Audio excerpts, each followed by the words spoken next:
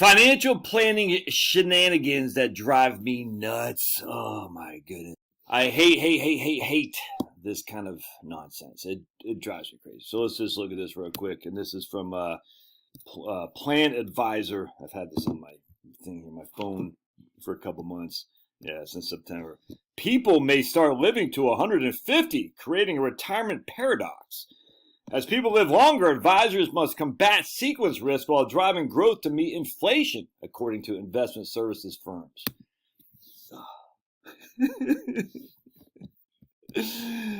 Join me in crying over that like button, please. Shed a tear on that like button. Dude, come on, man. Some scientists have made the case that the first person to live to 150 is alive today. Have they to provide a link to where these scientists make that case is? And although many nearing retirement today might not plan for that kind of longevity, recent market swings may be creating anxiety about how far their nest eggs will last. Here's a guy with some firm who says he believes longevity amid market volatility has implications for retirement planning. The paradox is this: if people are living longer and we still have inflation, how do you account for that? And then this guy goes on to say, equities outpace inflation, provide growth. Now, is that true? In fact, I just revert back to my paper right here, which is from 1975. All right. Securities to Hedge Against Inflation by this guy from University of Iowa, this guy from Governor State University, which I'm not sure where it is. And one of the things that he says, this one professor finds a negative relationship between inflation rate and nominal return on common stock for the period 1953 to 1970. Research by Johnson, Riley, and Smith indicates that less than 1/2 of individual securities in the Dow could be considered as inflation hedges during the post-war period.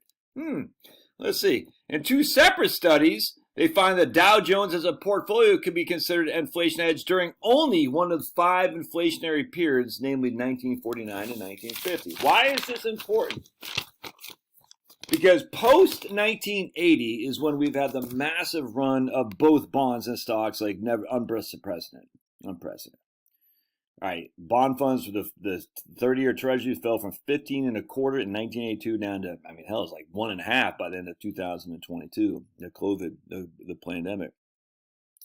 On top of stocks, we just massive accounting for stock market growth in terms of offshore foreign trade, offshore labor, all the just the whole thing just incredible. Not in a good way, but it was what it is. Offshore manufacturing, H-1B visas and stuff like this, massive corporate profits and all that. That happened. The last 40 years has been freaking wonderful for shareholders, without question. Can that be repeated? I don't think so. So as such, I look back the pre-1980s, essentially, to say, what was markets doing then? As we can see right here, we have evidence that stocks were not always in a hedge against inflation, as this guy would make you seem. All right, so now he's saying equities outpace inflation. No, not necessarily. It depends on the time frame. It just does. On top of that, that we're going to live to 150. All right, where's the evidence for that? Yeah, John Hancock announced a multi-million-dollar 5-year research partnership with MIT to address longevity, longer life expectancies. This company's called Age Lab. This index will consider Americans' readiness to financially support longer lifespans and how they can best prepare. Dude, we've heard this a million times a Sunday. We've seen some. I'm trying to watch my words here. Some people cite various what's called blue zones in Japan and Italy and even in California that they said, oh, these people are living until they're well beyond 100, and it's just all fake. It's all fake news. And I've done videos on that 8 months or something, I can't remember, a couple months ago. And the blue zones are just fake, dude. That's all there is to it. It's just for people getting more Social Security benefits, pretending that their parents are still alive.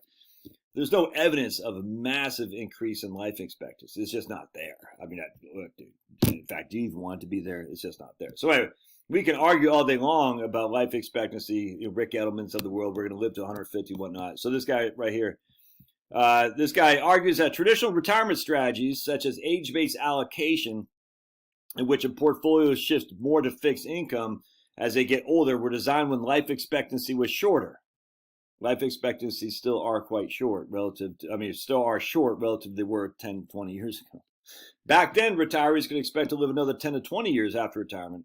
However, with people living longer, financial planning has been more complex.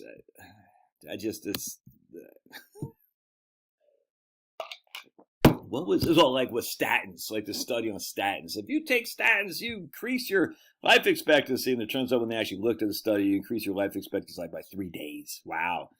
3 days for all the risks that are inherent with statins. Is that really worth it? I would say no. You talk to whoever you want to talk to, man. I would say no. But you increase your life expectancy by 3 days. Okay. And how about all the downside effects of statins? Oh, no. How dare you? How dare you? Anyway, it's just, this whole thing is stupid. So what this guy wants to do to address the need and conflict to combat inflation, i.e. with more stocks and longer life expectancies, while also avoiding sequence of return risk, what this guy is going to do is he's going to sell stocks when market valuations are high and buying when prices drop. Okay, so he's basically market time. I got no, that's market timing, by the way. Selling stocks when prices are high. What determines high? Oh, all-time market highs. They're always at all-time market highs, dude. And I might say always. I don't mean that exactly. Today, they might not be at all-time market highs, but the markets go up, down, basically move 2 steps forward, 1 step back. So other than the 1 step back, they're always going up to the northeast of the equation, of the graph, which means you're always at market highs in the overall scheme of your retirement plan. So you can sell when markets are at highs. Well, I mean, 5 years ago, markets were highs. If you sold, you'd be in a world of hurt. You would have missed out on massive gains. 10 years ago, markets are highs. If you sold, you would have missed out on massive gains. This just stuff drives me up the wall. I hate it because I don't even know what's going on here, man. It's like, oh, we're going to live to 150. We have a better plan accordingly, i.e. have more stocks, work longer, save more, blah, blah. It's just, and the evidence is just not there. The life expectancy evidence isn't there. The models aren't there. The idea that stocks inherently beat inflation isn't there. Do stocks beat inflation? Yes. I mean, can they? Absolutely. We hope with the earnings growth, 100%. But the idea is I'm going to have stocks as my hedge against inflation. In fact, this guy says right here, he says, the purpose of this study is to review the performance of 14 risk class of securities, which range from long-term government bonds through 5 different classes of common stock. And he says right here, and compared for various periods during which the price level was essentially stable, rising, and falling. And then he uses, I want to use, because this is pretty interesting, I thought. Hold on a second. It says, the approaches to common stocks as a hedge against inflation can be distinguished. The influence of inflation on corporate profits and the relationship between ex-post returns and CPI. Ex-post returns are actual returns, all right, real returns, as opposed to ex-ante returns, which are projections, essentially. Pretty interesting here. So, I like this stuff previous to the last 40 years because it's boots on the ground. This is what people were looking at back then. And, unfortunately, if they were negative on stocks back then, I'm not saying he is this guy or this research. I'm just saying if they were, they missed on the biggest growth we've ever had. However, to sit there and assume that biggest growth we ever had will continue, I think is a mistake. And you shouldn't make it. That doesn't mean you have stocks. Doesn't mean you have bonds. It just means at the end of the day, performance today is not dictated from what happened the last 40 years or even the last 40 years preceding that. It's what happened in the future that can drive performance. And this idea that we have to invest because we're going to live to 150 or because of what happened the last 40 years, I think that's a mistake. I think you have to invest how you need to spend your money. How much money do I need to pay the bills? That's how I should invest. Love your thoughts. Don't forget to cry on that like button. God bless.